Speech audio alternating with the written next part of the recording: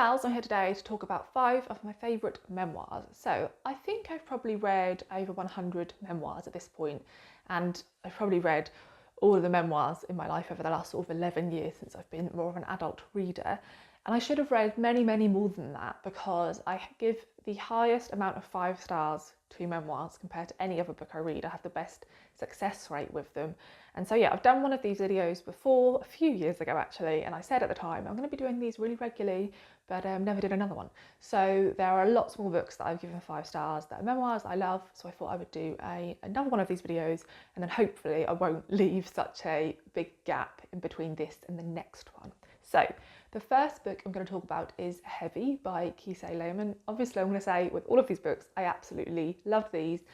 And even just like being 5-star reads, they were some of like my favourite reads of the year I read them. And they really stand out to me as like books that I think of when I think of exceptional writing and like a really deep emotional connection. So Heavy by Kisei Lehman. This author had already published a book in the US called Long Division, when he was speaking to his publisher about the idea of publishing a memoir titled Heavy.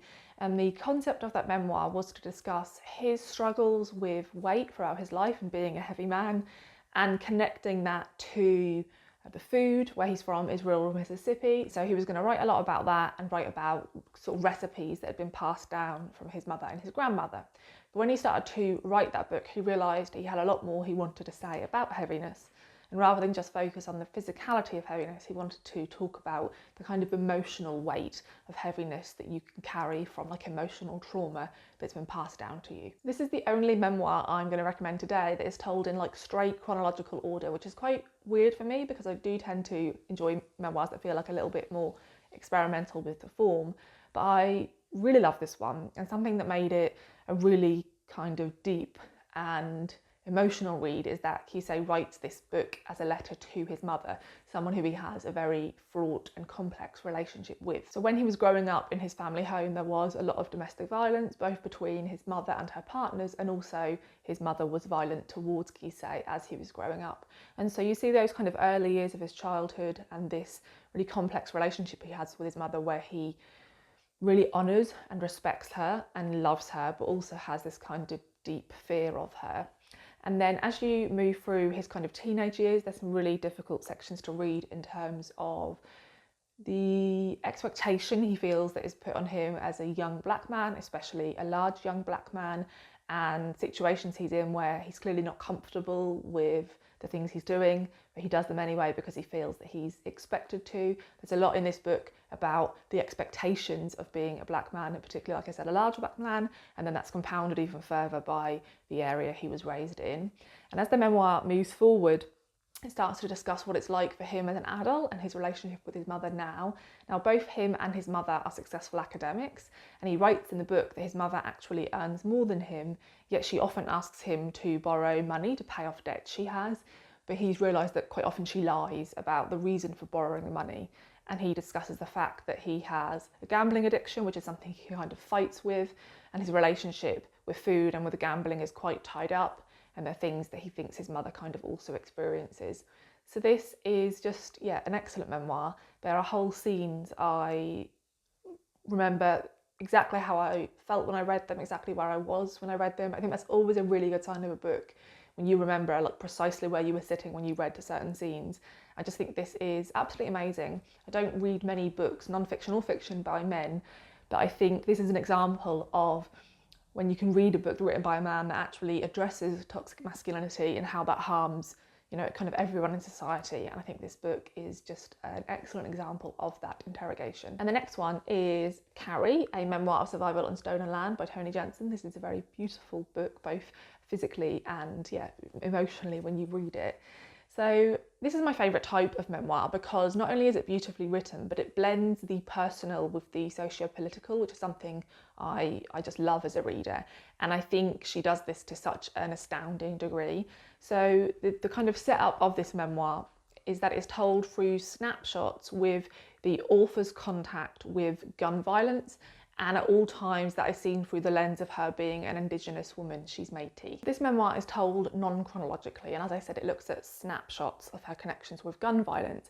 When I initially read that blurb, I kind of expected the gun violence to be presented in a certain way, and I was really surprised by what I got, because instead this memoir gives many examples of how her life was touched by gun violence, but not all of them are really straightforward. Some of them are more what I think I expected when I went into the memoir, and they are more kind of primary connections to gun violence in her life. So an example of one of them is one of her nephews, who I believe is a teenager, has a Métis mother and a black father, and he is trying to get into his house one day, his own house, when the white neighbours come outside with a gun and threaten him because they think that because of the colour of his skin he couldn't possibly live in this area and he must be trying to break into this property. Some of the other moments are kind of more loosely connected, and for example, like an area she once lived in may have some gun violence that happens in like a house she used to live in, or her neighbourhood may have some gun violence nearby. But including all these different encounters, she shows how pervasive gun violence is,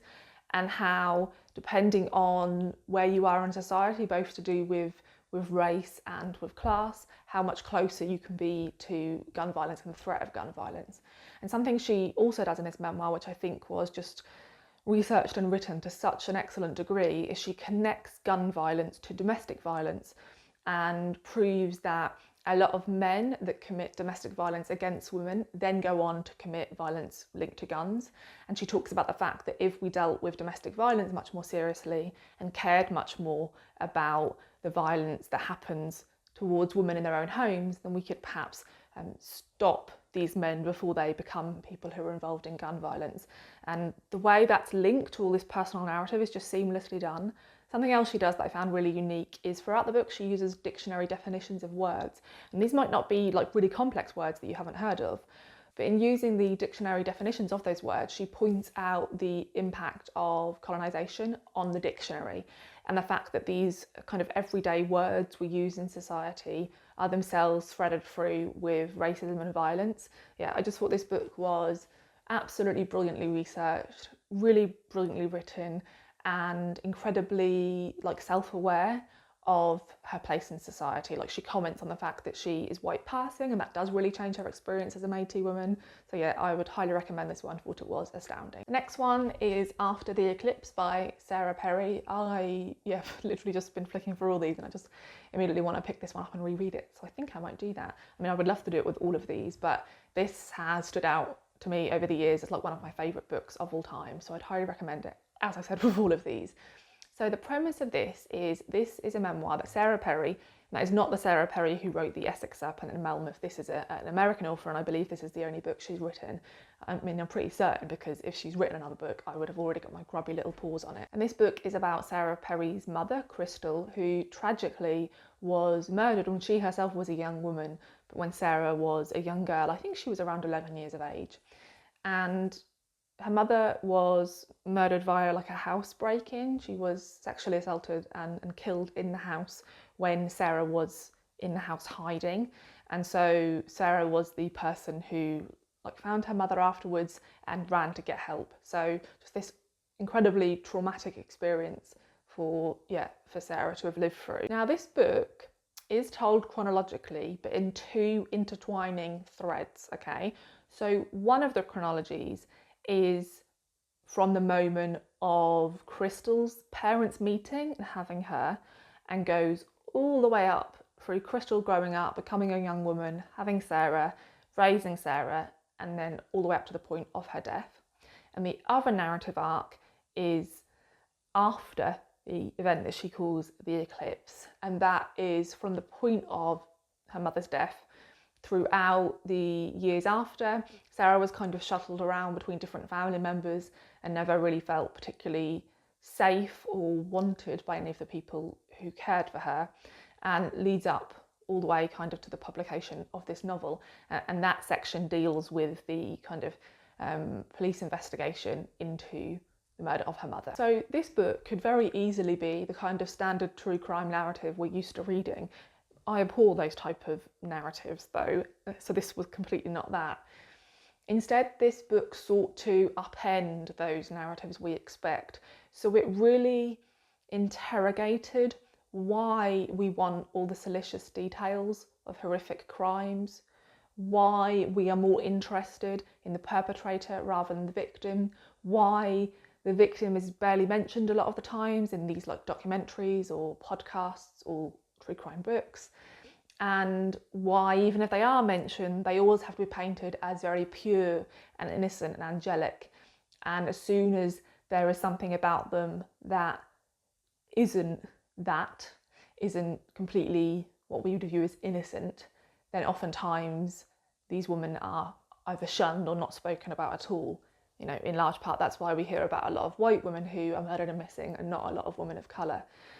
So this book seeks to interrogate why as a society we feel that way and why we are so used to violent crime against women to the degree where it's the topic of a lot of TV dramas, a lot of films, and it's like a complete normality to watch this type of thing on TV at 8 o'clock at night. We're used to seeing women's bodies kind of battered and bruised, to the point where if you've lived through the sort of thing that Sarah has lived through, it's really hard to just exist in the world and not hear about violence against women used as entertainment. You know, people discuss it in the office you're working. There's a scene where she's at the gym and there's some TVs at the gym, and there's these true crime episodes on that are talking about the assault and murder of a woman, and she, you know, it's midday and she can't even get away from this type of content at the gym. So the book seeks to really interrogate all that, and I think it really worked for me as a reader who already agreed with everything Sarah had to say. But I think if you're someone who does kind of enjoy that true crime content, I would really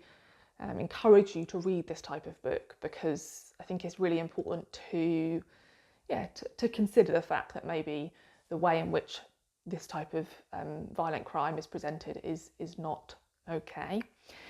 And also, Sarah is seeking to talk about her mother, not as this kind of pure and innocent victim, but just as who she was. And she doesn't just want to talk about her mother as a mother, because Crystal was so much more than that. And so she seeks to talk about who Crystal was truly and who she could have continued to be. So I think this book is completely heartbreaking. The writing style in this is just the type of writing style I really adore. So if you think you have a similar taste to me in terms of writing style, definitely pick this one up. I remember reading the first 2 pages of this one and just smiling, because I just felt like, yeah, like I'm gonna love this. I just completely trust her already.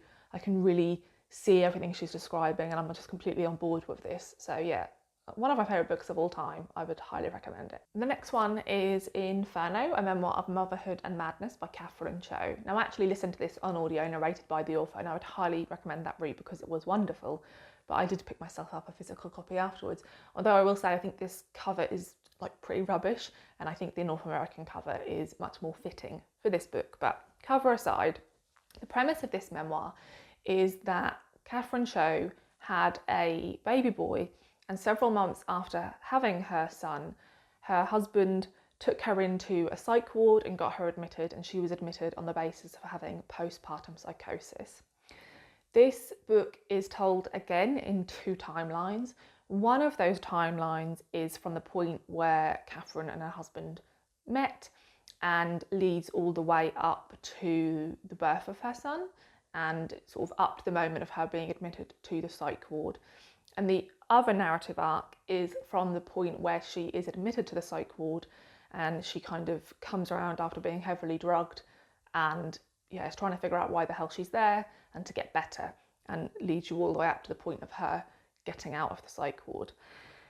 Now, the reason I think that works so much better than just giving us this straight chronological story is kind of twofold. One, you get to know Catherine before she's ill. You get to know her in large part. You don't get the really deep psychosis part until right at the end of the book. And so it allows you to get to know her and really truly empathise and not just feel like she's this person defined by this illness she had.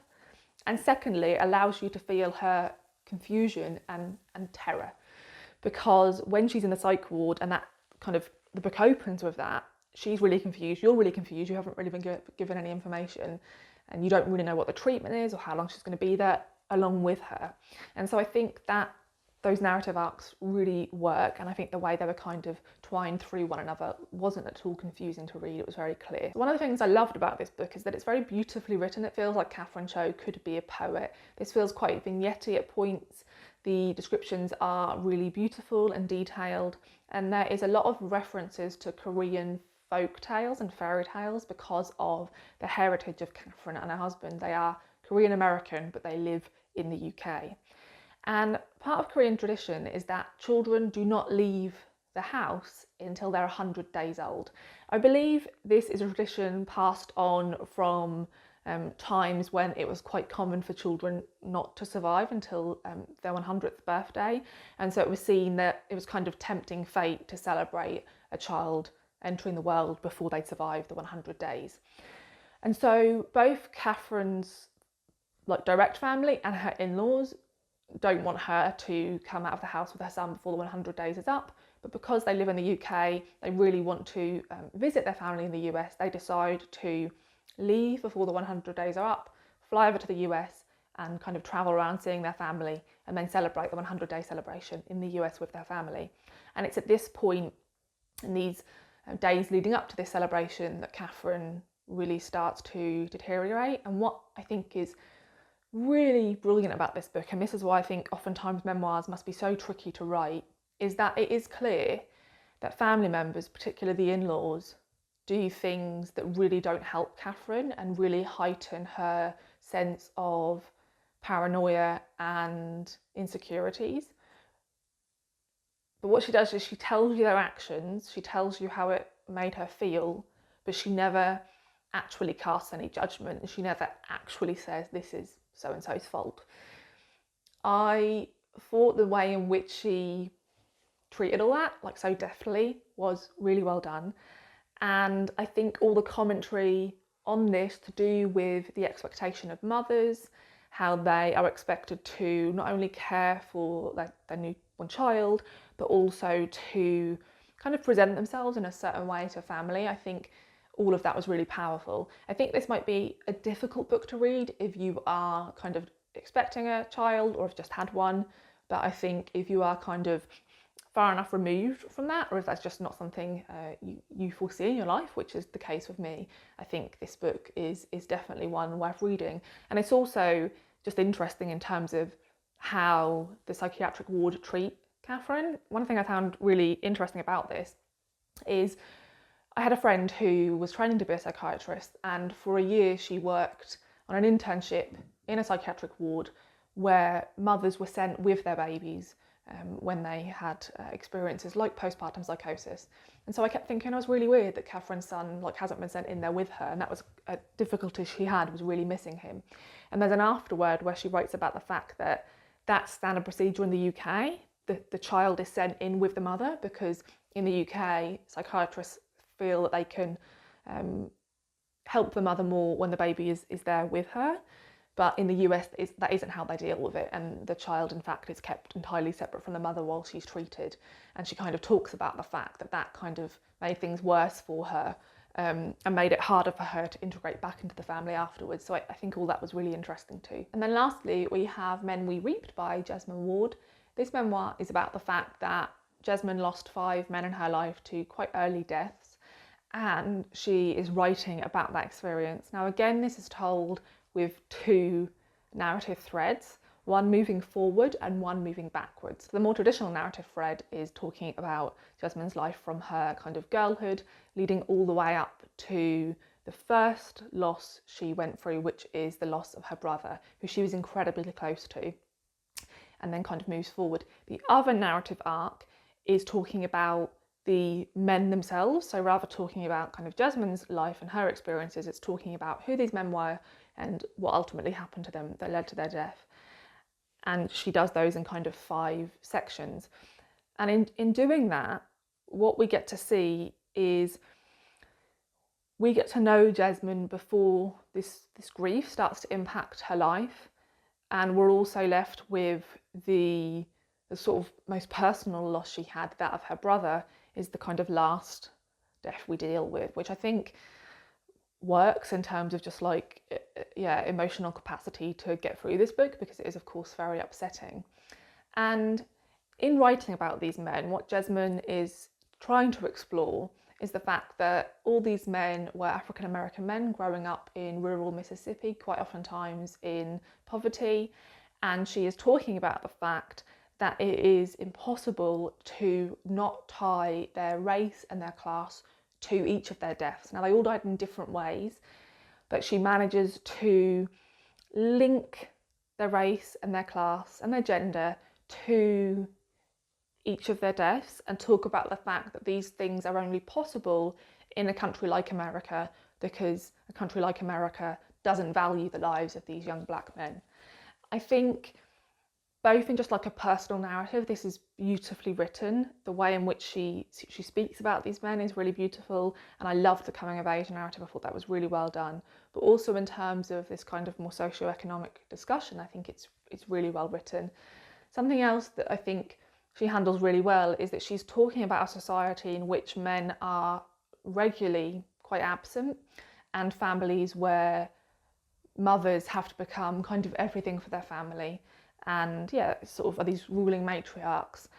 And she's talking about these 5 men that were lost and would perhaps be these absent people in people's lives, and she is kind of giving examples as to why they would be absent. Now, Jesmond is able to look at all this from an interesting perspective because she's the first person in her family who left rural Mississippi and sought out higher education, and so she's able to write about these people in this place with deep familiarity, but also the ability to be distant enough to be able to observe these things, which I think, again, really works. So yeah, I really love this one. Another one I need to reread. I've read a couple of Jesmond Ward's novels as well, and I will say she's just an astounding writer.